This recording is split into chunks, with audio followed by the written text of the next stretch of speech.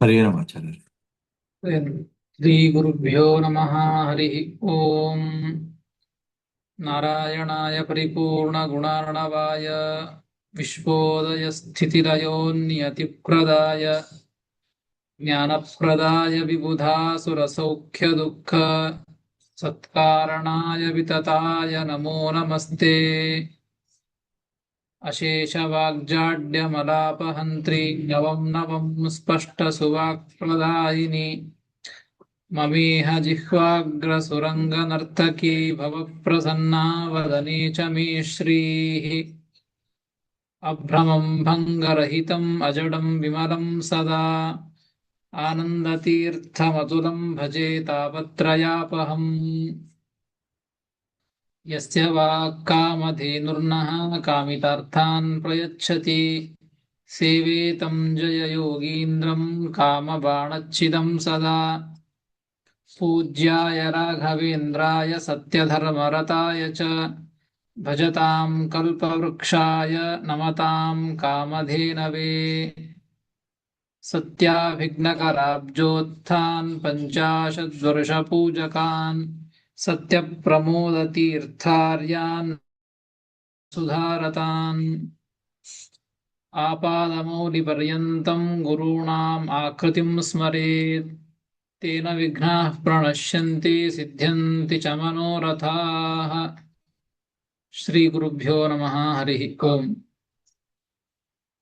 ಶ್ರೀಮನ್ಮಹಾಭಾರತ ತಾತ್ಪರ್ಯ ನಿರ್ಣಯದ 5ನೇ ಅಧ್ಯಾಯ.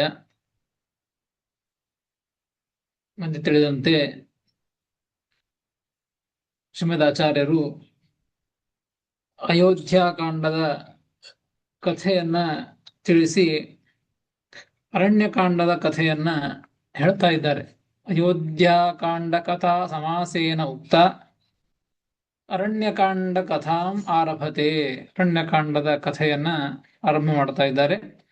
17ನೆಯ ಶ್ಲೋಕ. ರಾಮೋಥ ದಂಡಕವನಂ ಮುನಿವರ್ಯ ನೀತೋ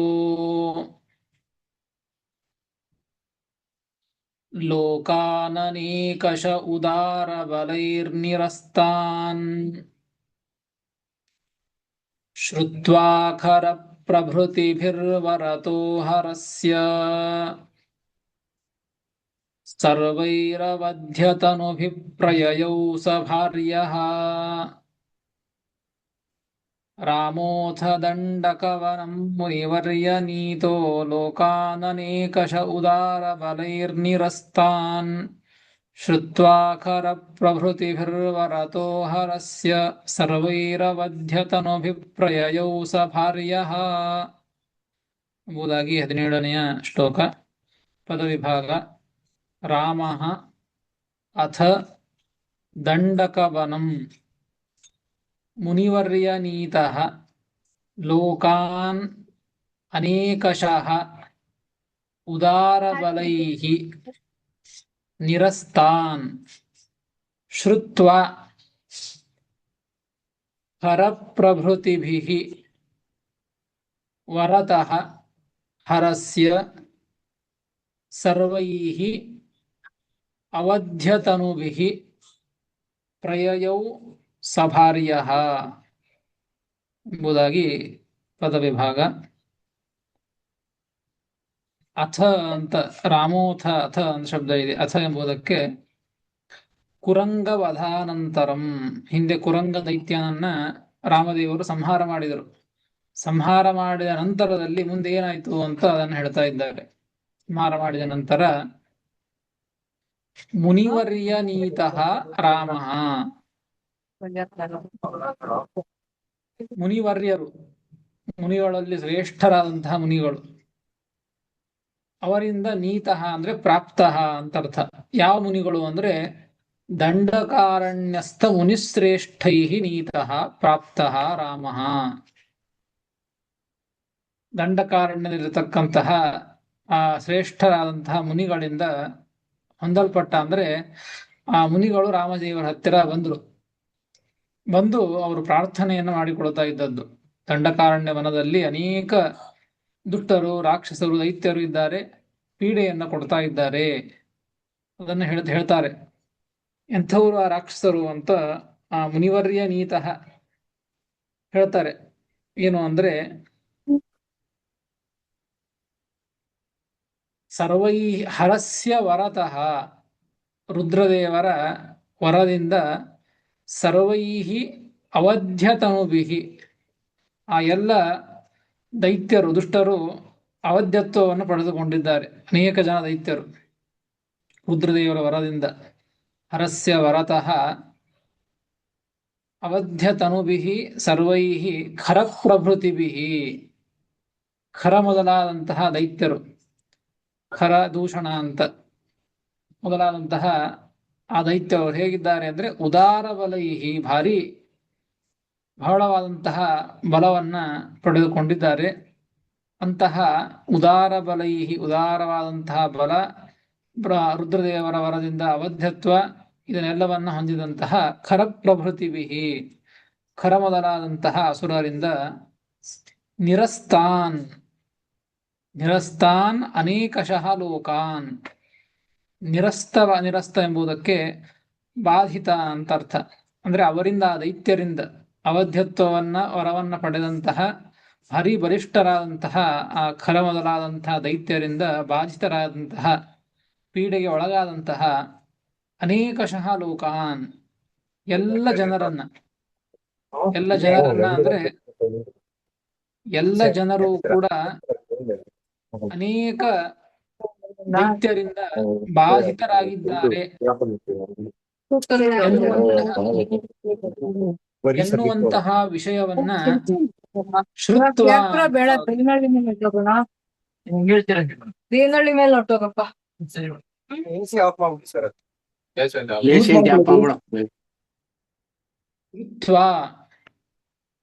ಆ ದೈತ್ಯರಿಂದ ಬಾಧಿತರಾಗಿದ್ದಾರೆ ಎಲ್ಲ ಜನರು ಕೂಡ ಅಂತ ಅದನ್ನ ಮ್ಯೂಟ್ ಮಾಡ್ಕೊಳ್ರಿ, ಯಾರು ಮಾತಾಡ್ತಾ ಇದ್ದೀರಿ.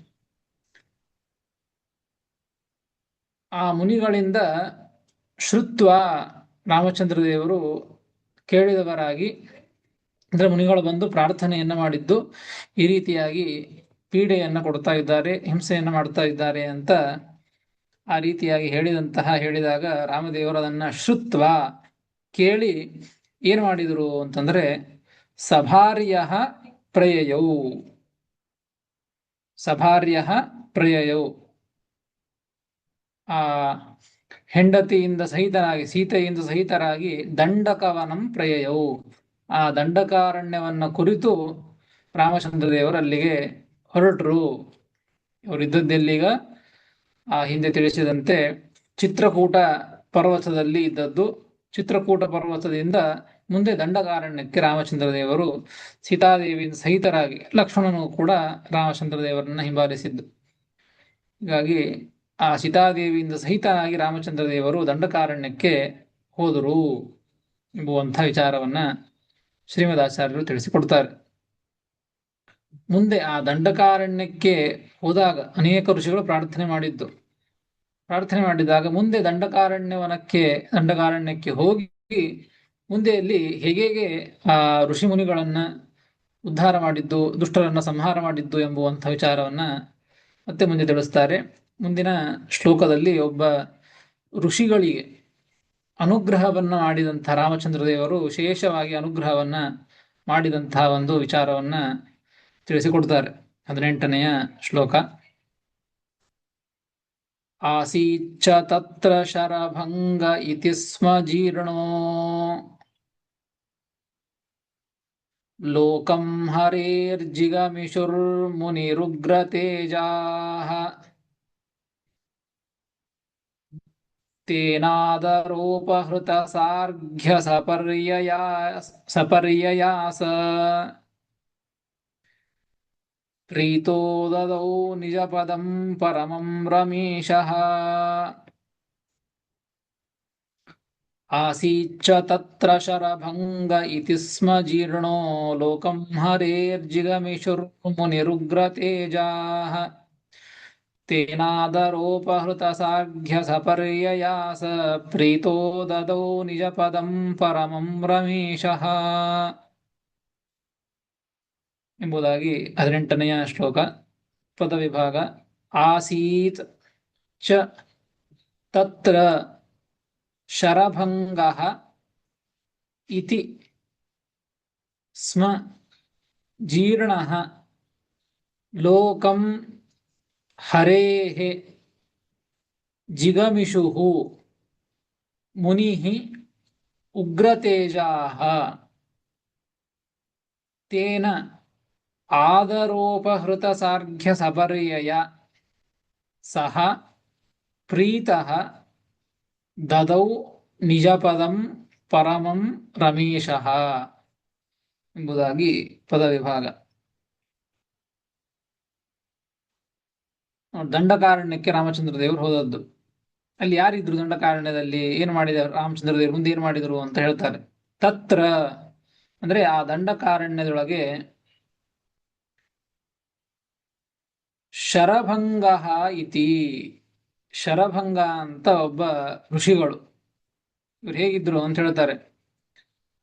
ಶರಭಂಗ ಅಂತ ಮುನಿಗಳು, ಋಷಿಗಳು. ಉಗ್ರ ತೇಜಾಹ ಅವ್ರ ವಿಶೇಷಣಗಳು. ಶರಭಂಗ ಋಷಿಗಳಿಗೆ ಆ ಶಬ್ದಕ್ಕೆ ವಿಶೇಷಣಗಳು. ಉಗ್ರ ತೇಜಾಹ, ಭಾರೀ ತೇಜಸ್ಸನ್ನ ಪಡೆದುಕೊಂಡಿದ್ರು.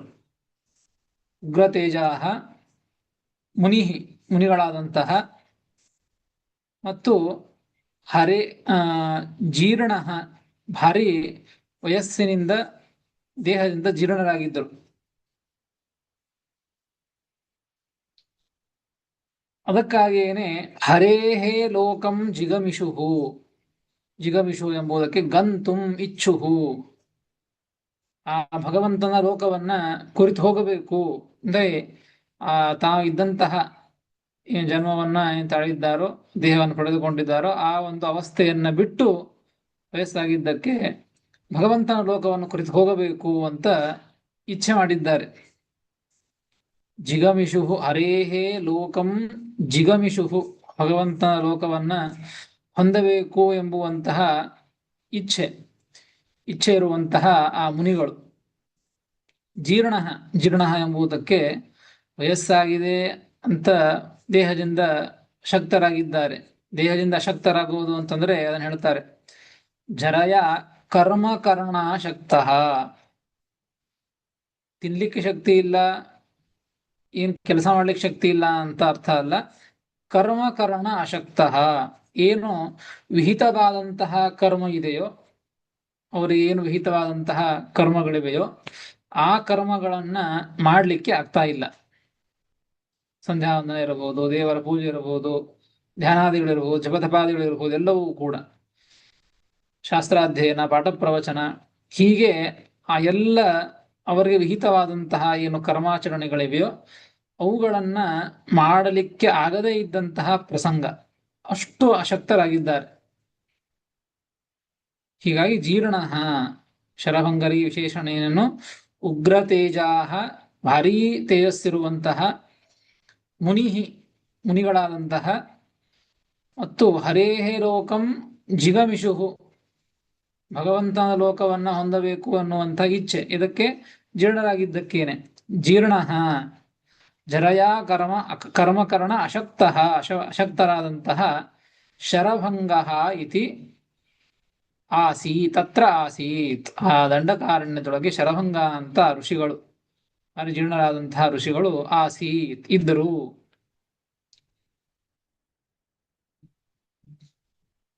ರಾಮಚಂದ್ರ ದೇವರು ದಂಡಕಾರಣ್ಯಕ್ಕೆ ಹೋದಾಗ ಶರಭಂಗ ಋಷಿಗಳು ಅಲ್ಲೇ ಇದ್ದದ್ದು ದಂಡಕಾರಣ್ಯದಲ್ಲಿ. ಅವ್ರೇನ್ ಮಾಡಿದ್ರು ಅಂದ್ರೆ, ರಾಮಚಂದ್ರ ದೇವರು ಬಂದಿದ್ದಾರೆ ಅಂತ ತಿಳಿದುಕೊಂಡು ತೇನ ಆದರೋಪಹೃತ ಸಾರ್ಘ್ಯ ಸಪರ್ಯಯ, ತೇನ ಎಂಬುದಕ್ಕೆ ಶರಭಂಗ ಮುನಿನ, ಆ ಶರಭಂಗ ಋಷಿಗಳಿಂದ ಭಗವಂತ ರಾಮಚಂದ್ರ ದೇವರು ಪೂಜೆ ಮಾಡಿಸಿಕೊಂಡ, ಅಂದ್ರೆ ಅವರು ಪೂಜೆ ಮಾಡಿದರು. ರಾಮಚಂದ್ರ ದೇವರು ಬಂದಿದ್ದಾರೆ ಅಂತ ವಿಶೇಷವಾಗಿ ಆದರೋಪಹೃತ ಸಾರ್ಘ್ಯ ಸಪರ್ಯಯ, ಆದರೇಣ, ಆದರ ಎಂಬುದಕ್ಕೆ ಪ್ರೀತಿಯಿಂದ ಅಂತ ಅರ್ಥ. ಪ್ರೀತಿಯಿಂದ, ಭಕ್ತಿಯಿಂದ, ಉಪಾಹೃತಯ ಆನೀತಯ, ಆ ಪೂಜೆಗಾಗಿ ಏನೇನು ತರಬೇಕು ಎಲ್ಲವನ್ನ ತಂದಿದ್ದಾರೆ, ಅಷ್ಟು ವಯಸ್ಸಾದರೂ ಕೂಡ. ಉಪಾಹೃದಯ ಅನೀತಯ ತಂದಂತಹ ಆ ಋಷಿಗಳು ಅದರಿಂದ ಸಾರ್ಘ್ಯಯ ಅರ್ಘ್ಯಾದ್ಯುಪಚಾರೈ ಸಹಿತಯ. ಅರ್ಘ್ಯ ಮೊದಲಾದಂಥ ಅರ್ಘ್ಯಾಪಾದ್ಯ ಏನು ಷೋಡಶೋಪಚಾರ ಪೂಜೆಗಳಿವೆಯೋ ಆ ಷೋಡಶೋಪಚಾರಗಳನ್ನು ಕೂಡ ಅರ್ಘ್ಯಾದ್ಯುಪಚಾರೈ ಸಹಿತಯ ಸಪರ್ಯಯ. ಅರ್ಘ್ಯ ಮೊದಲಾದಂತಹ ಷೋಡಶ ಉಪಚಾರಗಳಿಂದ ಕೂಡಿದಂತಹ ಸಪರ್ಯಯ ಪೂಜೆಯಿಂದ, ಅಂದ್ರೆ ಪೂಜೆ ಮಾಡಿದರು ಅಂತ ಅರ್ಥ. ಆ ಶರಭಂಗ ಋಷಿಗಳು ರಾಮಚಂದ್ರ ದೇವರಿಗೆ ಪೂಜೆಯನ್ನು ಮಾಡಿದರು ಎಲ್ಲ ರೀತಿಯಿಂದ ನಿಯಮಾನುಸಾರವಾಗಿ. ಆ ಪೂಜೆ ಮಾಡಿದ್ದರಿಂದ ಸಹ ಪ್ರೀತಃ, ಆ ರಾಮಚಂದ್ರ ದೇವರು ಸಂತುಷ್ಟರಾದರು. ಇಷ್ಟು ಆ ಶಕ್ತರಾದರೂ ಕೂಡ ವ್ಯಕ್ತಿ ಇಷ್ಟು ಭಕ್ತಿಯಿಂದ, ಈ ಋಷಿಗಳು ಇಷ್ಟು ಭಕ್ತಿಯಿಂದ ನನಗೆ ಪೂಜೆಯನ್ನ ಗೌರವವನ್ನ ಸಲ್ಲಿಸ್ತಾ ಇದ್ದಾರೆ, ಪೂಜೆ ಮಾಡ್ತಾ ಇದ್ದಾರೆ ಅಂದ್ರೆ ಅನುಗ್ರಹವನ್ನು ಮಾಡಬೇಕು ಅಂತ ಭಗವಂತ ಅದನ್ನು ನೋಡಿ ಸಂತುಷ್ಟನಾಗಿ ಭಗವಂತ ರಾಮಚಂದ್ರ ದೇವರು ಪ್ರೀತನಾದವರಾಗಿ ಪ್ರೀತಃ ರಮೇಶಃ, ಆ ಪ್ರೀತನಾದಂತಹ ಸಹ ರಮೇಶಃ, ಆ ರಮಾಪತಿಯಾದಂತಹ ಸೀತಾಪತಿಯಾದಂತಹ ಲಕ್ಷ್ಮೀಪತಿಯಾದಂತಹ ಭಗವಂತ ರಾಮಚಂದ್ರ ದೇವರು ಪರಮಂ ನಿಜಪದಂ ದದೌ, ಆ ಶರಭಂಗ ಋಷಿಗಳಿಗೆ ತನ್ನ ಶ್ರೇಷ್ಠವಾದ ಉತ್ತಮವಾದಂತಹ ಪರಮಂ ಉತ್ತಮವಾದಂತಹ ನಿಜಪದಂ ತನ್ನ ಸ್ಥಾನವಾದಂತಹ ವೈಕುಂಠವನ್ನ ಮೋಕ್ಷವನ್ನ ಆ ದದೌ, ಆ ಶರಭಂಗ ಋಷಿಗಳಿಗೆ ತನ್ನ ಸ್ಥಾನವನ್ನೇ ಕರುಣಿಸಿ ಕೊಟ್ಟಿದ್ದಾನೆ. ಅಲ್ಲಿರುವಂತೆ ಭಗವಂತ ಅನುಗ್ರಹವನ್ನ ಮಾಡಿದ, ಅಂದ್ರೆ ಭಗವಂತ ವೈಕುಂಠ ಲೋಕವನ್ನ ಕರುಣಿಸಿದ ಅಂತ ಈ ರೀತಿಯಾಗಿ ವಿಚಾರವನ್ನ ತಿಳಿಸ್ತಾರೆ. ಅಂದ್ರೆ ಆಗಲೇ ಕೊಟ್ಟಿದ್ದು, ಇಲ್ಲಿ ಹೇಳಿದ್ದೇನು, ಪೂಜೆಯನ್ನ ಪಡೆದುಕೊಂಡಂತಹ ರಾಮಚಂದ್ರ ದೇವರು ಶರಭಂಗ ಋಷಿಗಳಿಗೆ ಮೋಕ್ಷವನ್ನ ಕೊಟ್ಟ. ಅಂದ್ರೆ ಮೋಕ್ಷವನ್ನು ಕೊಟ್ಟ ಅಂದ್ರೆ ಅವರು ದೇಹತ್ಯಾಗ ಮಾಡಿರ್ಬೇಕಲ್ಲ, ದೇಹತ್ಯಾಗ ಮಾಡಿದ ಮೇಲೆ ಮೋಕ್ಷವನ್ನು ಕೊಟ್ಟ ಮುಂದೆ ಅಂತ ಅನ್ಬೋದು. ಆದ್ರೆ ಇನ್ನು ಬದುಕಿದ್ದಾರಲ್ಲ ಅಂದ್ರೆ ಆ ಶರಭಂಗ ಋಷಿಗಳು ರಾಮಚಂದ್ರ ದೇವರ ಮುಂದೆ ದೇಹತ್ಯಾಗವನ್ನು ಮಾಡ್ತಾರೆ. ದೇಹತ್ಯಾಗವನ್ನ ಮಾಡಿದಾಗ ರಾಮಚಂದ್ರ ದೇವರಿಗೆ ಪೂಜೆಯನ್ನು ಸಲ್ಲಿಸಿ ದೇಹತ್ಯಾಗವನ್ನ ಮಾಡ್ತಾರೆ, ಅಗ್ನಿಯಲ್ಲಿ ಪ್ರವೇಶ ಮಾಡಿ ಮುಂದೆ ಮೋಕ್ಷವನ್ನ ಕೊಟ್ಟ ಅಂತ ಅರ್ಥ. ಈ ಅಭಿಪ್ರಾಯದಿಂದ ಶ್ರೀಮದಾಚಾರ್ಯರನ್ನ ತಿಳಿಸಿಕೊಟ್ಟದ್ದು, ಮೋಕ್ಷವನ್ನ ತನ್ನ ಸ್ಥಾನವನ್ನ ನಿಜಪದವನ್ನ ಕೊಟ್ಟ ಅಂತ. ಹಿಂದಿನ ಕಥೆ ಎಷ್ಟಿದ್ದದ್ದು, ಆ ಶರಭಂಗ ಋಷಿಗಳು ಅಗ್ನಿಯಲ್ಲಿ ಪ್ರವೇಶ ಮಾಡಿ ದೇಹತ್ಯಾಗವನ್ನ ಮಾಡ್ತಾರೆ ಅಂತ ಕಥೆ. ಅದನ್ನು ಇಟ್ಟುಕೊಂಡು ಶ್ರೀಮದಾಚಾರ್ಯರು ಮುಂದೆ ಮೋಕ್ಷವನ್ನ ಕೊಟ್ಟ ಅಂತ ಹೇಳಿದ್ದು. ಅದಕ್ಕೆ ಮುಂದೆ ನಿರ್ಣಯವನ್ನ ತಿಳಿಸ್ತಾರೆ ಶ್ರೀಮದಾಚಾರ್ಯರು. ಈ ಶರಭಂಗ ಋಷಿಗಳು ಅಗ್ನಿಯಲ್ಲಿ ಪ್ರವೇಶವನ್ನ ಮಾಡಿ ದೇಹತ್ಯಾಗ ಮಾಡಿದರು ಅಂತ ಕಥೆ ಇದ್ದದ್ದು. ಅದಕ್ಕೆ ಪ್ರಶ್ನೆ ಮಾಡಿಕೊಂಡು, ಏನು ಪ್ರಶ್ನೆ ಅಂದ್ರೆ, ನಾನು ಜಾನತಾ ಮುನಿನ ಆತ್ಮಘಾತ ಕಥಂ ಕೃತಃ. ರಾಮಚಂದ್ರ ದೇವರ ಮುಂದೇನೆ ನೋಡಿ, ಮಹಾಜ್ಞಾನಿಗಳು ಮುನಿಗಳವರು. ಮುನಿಗಳು ಅಂದ್ರೆ ಮಹಾಜ್ಞಾನಿಗಳು ಎಲ್ಲವನ್ನು ತಿಳಿದುಕೊಂಡಿರ್ತಾರೆ, ಯಾವುದನ್ನು ಮಾಡಬೇಕು ಯಾವುದನ್ನು ಮಾಡಬಾರದು ಅಂತ ಹೇಳಿ. ಈ ರೀತಿಯಾಗಿ ತಿಳಿದುಕೊಂಡಂತಹ ವ್ಯಕ್ತಿಗಳಿವರು ಶರಭಂಗ ಋಷಿಗಳು. ಜಾನತಾ ಮುನಿನ, ತಿಳಿದುಕೊಂಡಂತಹ ಮುನಿಗಳಾದಂತಹ ಶರಭಂಗ ಋಷಿಗಳಿಂದ ಆತ್ಮಘಾತ ಕಥಂ ಕೃತಃ, ಆತ್ಮಹತ್ಯೆಯನ್ನ ಹೇಗೆ ಮಾಡ್ಕೊಂಡ್ರು ಅವರು. ಆ ಋಷಿಗಳು ಎಲ್ಲ ತಿಳ್ಕೊಂಡಾರ, ತಿಳಿದುಕೊಂಡಂತಹ ಋಷಿಗಳು ಆತ್ಮಹತ್ಯೆಯನ್ನು ಹೇಗೆ ಮಾಡಿಕೊಂಡ್ರು ಅಂತ ಒಂದು ಪ್ರಶ್ನೆ. ದೇವರು ಯಾವಾಗ ಪ್ರಾಣವನ್ನ ಕಸಿದುಕೊಳ್ಳುತ್ತಾನೋ ಆಗ ದೇಹತ್ಯಾಗವನ್ನು ಮಾಡೋದು.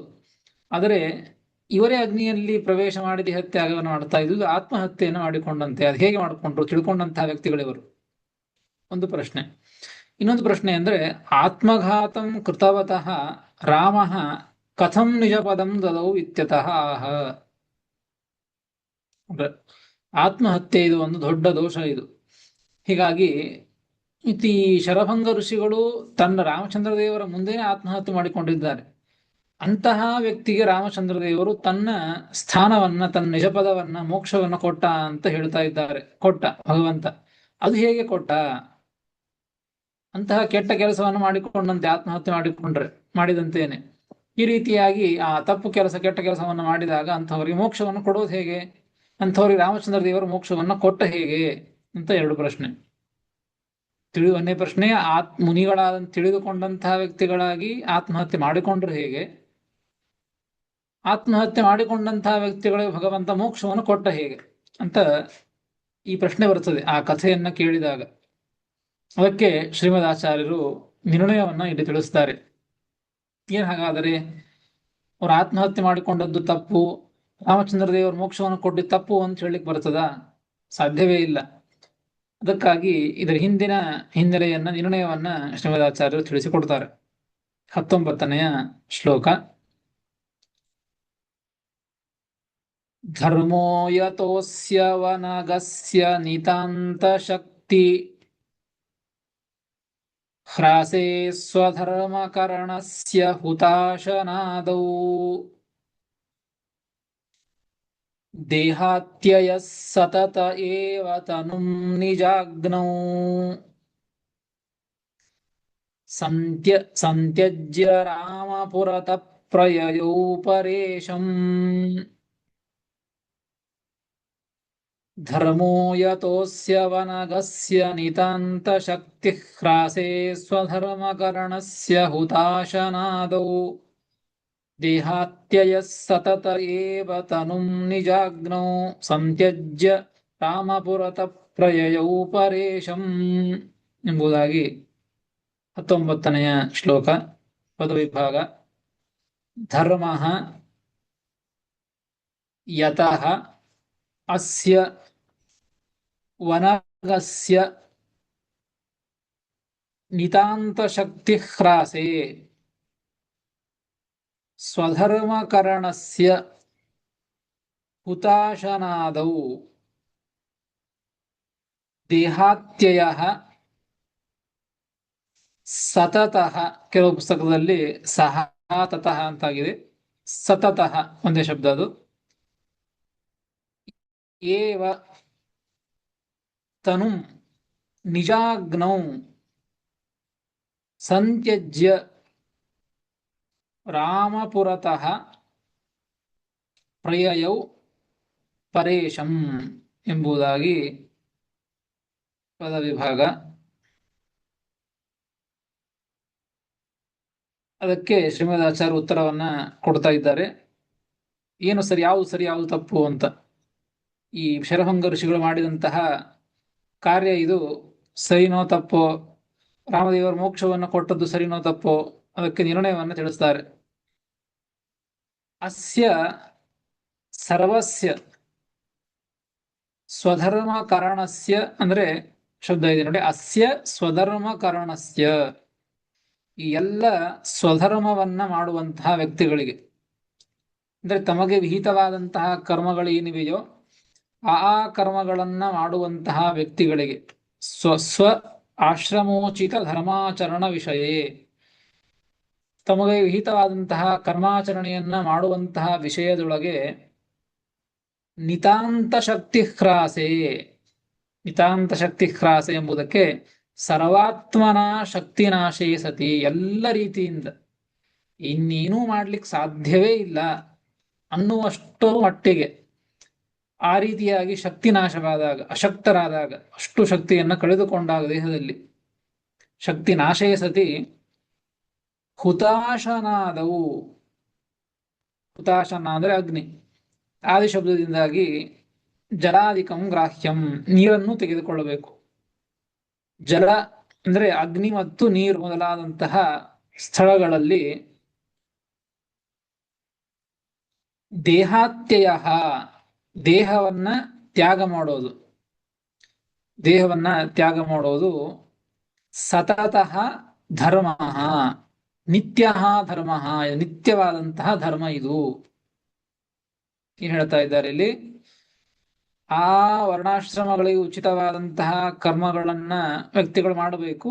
ಆ ಕರ್ಮಗಳನ್ನ ಮಾಡಲಿಕ್ಕೆ ಶಕ್ತಿ ಸಂಪೂರ್ಣವಾಗಿ ಏನು ಮಾಡಲಿಕ್ಕೆ ಆಗದೇ ಇದ್ದಂತಹ ಪ್ರಸಂಗದಲ್ಲಿ ಇದ್ದಾಗ ದೇಹಾತ್ಯಯ ಸತತಃ ಧರ್ಮ, ದೇಹವನ್ನ ತ್ಯಾಗ ಮಾಡೋದು ಇದು ನಿತ್ಯವಾದಂತಹ ಧರ್ಮ ಅಂತ ಇದ್ದದ್ದು, ವಿಹಿತವಾದಂತಹದ್ದೇ. ಯತಃ, ಯಾವ ಕಾರಣಕ್ಕಾಗಿ ಹೀಗೆ ಧರ್ಮ ಇದೆಯೋ ಅದೇ ಕಾರಣಕ್ಕಾಗಿ ವನಗಸ್ಯ, ವನದಲ್ಲಿ ಇರುವಂತಹ ಈ ಅಂದ್ರೆ ವನದಲ್ಲಿ ಇದ್ದಂಥವ್ರು ಯಾರು? ಶರಭಂಗ ಋಷಿಗಳು, ವಾನಪ್ರಸ್ಥಾಶ್ರಮದಲ್ಲಿ ಇದ್ದಂತಹ ವ್ಯಕ್ತಿಗಳು. ಹೀಗಾಗಿ ಅಂತಹ ಶರಭಂಗ ಋಷಿಗಳು ಕೂಡ ತಮಗೆ ವಿಹಿತವಾದಂತಹ ಕರ್ಮಾಚರಣೆಯಲ್ಲಿ ಅವರು ಇದ್ದದ್ದು, ಅದನ್ನ ಮಾಡಲಿಕ್ಕೆ ಅವರು ಅಶಕ್ತರಾಗಿದ್ದಾರೆ.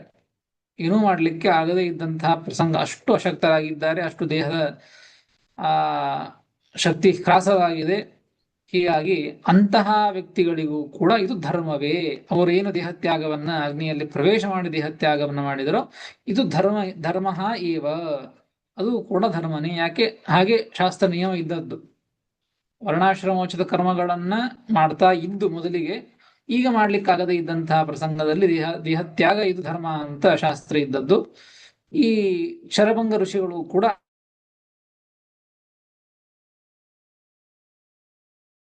ಆದ್ದರಿಂದಲೇನೆ ಅವರು ಏನು ಮಾಡಿದ್ದು ಅಂದ್ರೆ, ಧರ್ಮವಾದ್ದರಿಂದಲೇನೆ ಶರಭಂಗ ಋಷಿಗಳಿಗೂ ಈ ದೇಹತ್ಯಾಗ ಎಂಬುದು ಧರ್ಮವಾದದ್ದರಿಂದಾಗಿ ಅವರು ಅತಃ ಇವ ನಿಜಾಗ್ನೌ ಒಂದು ಆಹಿತಾಗ್ನೌ ಶ್ರೇಷ್ಠವಾದಂತಹ ಒಂದು ಅಗ್ನಿಯನ್ನ ತಾವು ಪ್ರಜ್ವಲಿಸಿ ಆ ಅಗ್ನಿಯಲ್ಲಿ ರಾಮಪುರತಃ ರಾಮದೇವರ ಮುಂದೇನೆ ತನುಂ ಸಂತ್ಯಜ್ಯ ಆ ದೇಹವನ್ನ ತ್ಯಾಗ ಮಾಡಿದ್ದವರು. ಹೇಗೆ ತ್ಯಾಗ ಮಾಡಿದರು? ಸುಮ್ಮನೆ ಅಗ್ನಿಯನ್ನು ಹಚ್ಚಿ ಅಲ್ಲಿ ಪ್ರವೇಶ ಮಾಡಿಬಿಟ್ಟು ದುಃಖದಿಂದ ದೇಹ ತ್ಯಾಗ ಮಾಡಿದರು ಅಂತ ಅರ್ಥ ಅಲ್ಲ. ಅಗ್ನಿಯನ್ನು ರಾಮದೇವರ ಮುಂದೆ ಹಚ್ಚಿ ಆ ಪ್ರವೇಶ ಮಾಡುವಾಗ, ದೇಹ ತ್ಯಾಗ ಮಾಡುವಾಗ ಹರಿಸ್ಮರಣ ಪೂರ್ವಕ ಸಮೀಚೀನ ಜ್ಞಾನೇನ ತ್ಯಕ್ತ್ವ, ಯಾವ ದುಃಖ ಇಲ್ಲ, ಭಗವಂತನ ಸ್ಮರಣೆಯನ್ನ ಮಾಡ್ತಾ ವಿಶೇಷವಾದಂತಹ ಜ್ಞಾನವನ್ನ ಮಾಡಿಕೊಂಡು, ಜ್ಞಾನದಿಂದಾಗಿ ಚಿಂತನೆಯನ್ನ ಮಾಡ್ತಾ ಆ ರೀತಿಯಾಗಿ ಅವರು ದೇಹತ್ಯಾಗವನ್ನ ಮಾಡಿದ್ದು. ಪುರತಃ ಸಂತ್ಯಜ್ಯ ಆ ದೇಹವನ್ನ ಬಿಟ್ಟು ಪರೇಶಂ ಪ್ರಯಯೌ ಶ್ರೀಹರಿಂ ಪ್ರಾಪ, ರಾಮಚಂದ್ರ ಭಗವಂತನ ಲೋಕವನ್ನ, ಭಗವಂತನನ್ನ ಹೊಂದಿದರು ಅಂತ ಹೇಳ್ತಾ ಇದ್ದಾರೆ. ಈ ರೀತಿಯಾಗಿ ಶ್ರೀಮದಾಚಾರ್ಯರು ತಿಳಿಸಿಕೊಟ್ಟದ್ದು.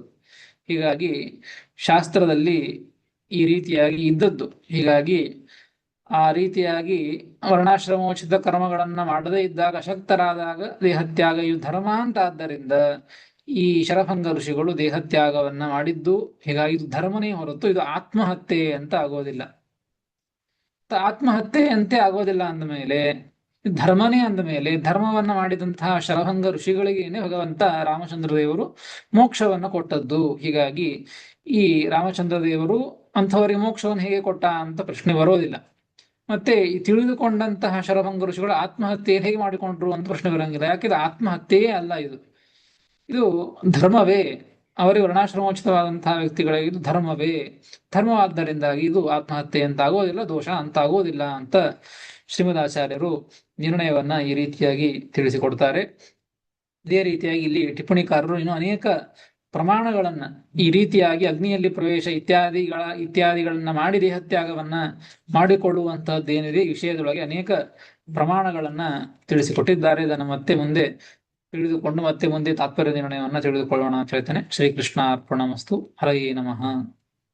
ಶ್ರೀಕೃಷ್ಣ ಅರ್ಪಣಮಸ್ತು. ಹರೇ ನಮಃ. ನಮಸ್ಕಾರ ಗುರುಗಳೇ. ಕೃಷ್ಣ ಅರ್ಪಣಮಸ್ತು. ಹರೇ ನಮಃ. ನಮಸ್ಕಾರ. ಹರೇ ನಮಃ. ಕೃಷ್ಣ ಅರ್ಪಣಮಸ್ತು. ಹರೇ ನಮಃ ಆಚಾರ್ಯರೇ. ಹರೇ ನಮಃ. ಹರೇ ನಮಃ. ಹರೇ ನಮಃ.